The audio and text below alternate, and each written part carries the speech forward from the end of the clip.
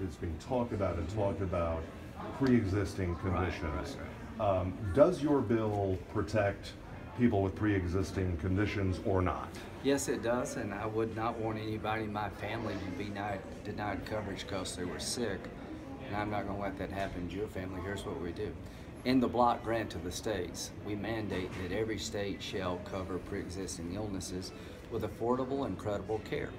That means there'll be 50 different approaches how to deal with pre-existing illnesses, but everybody will have to cover people who've been sick before. You can't be denied health care insurance because you've been sick.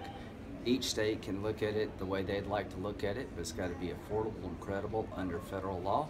And I am looking for flexibility because Obamacare is collapsing. The one thing I can tell you about Obamacare, it's not affordable and it's not credible. We're down to one provider in the state of South Carolina. It's collapsing everywhere. And I'm going to take the money that we would have spent on Obamacare in Washington, send it back home, and let us do a better job with it. You mentioned just now, you said there might be 50 different approaches to I hope there will be. Correct. To how this is handled.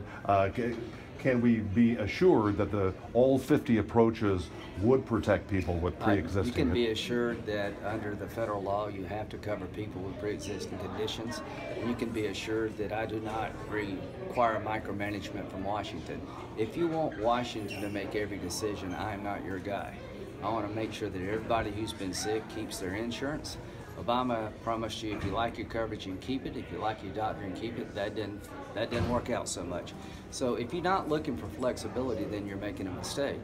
The governor of South Carolina will be in charge of this program. If you don't like what they do here at home, you can go complain to him, not some bureaucrat in Washington who could really give a damn about what you think.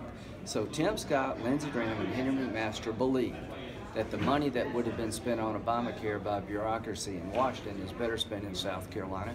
Yes, if you got a pre-existing illness, you will be covered no matter what state you live in, but the state will be given flexibility to come up with affordable, credible coverage for you and your family.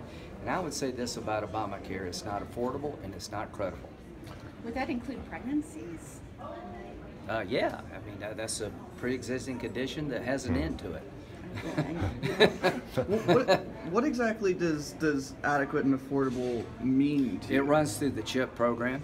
Okay. And that's been in existence for 20 years, and no one's complained about the health care received by children under the CHIPS program that Bill Clinton created. So it's a federal government block grant that runs through an existing federal government program.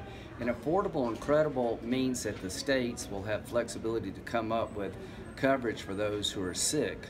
They have to do that, but I'm not going to tell everybody in the country you have to do it Lindsey Graham's way. Here's what I think. I think there'll be flexibility in how to cover sick people, and those who do it best, the other people will copy. What's happening today is that Obamacare is neither affordable and it is not credible. People's deductibles have gone through the roof, their premiums have tripled.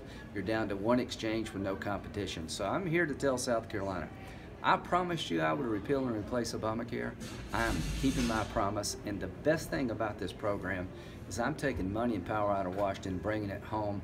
And if you don't like what's going on in your healthcare life, you don't have to complain to a bureaucrat who could care less about you. You can complain to your state house member, to your governor, who needs your vote, and they will listen to you. This is the best solution on the table to stop a march towards single health payer in this country.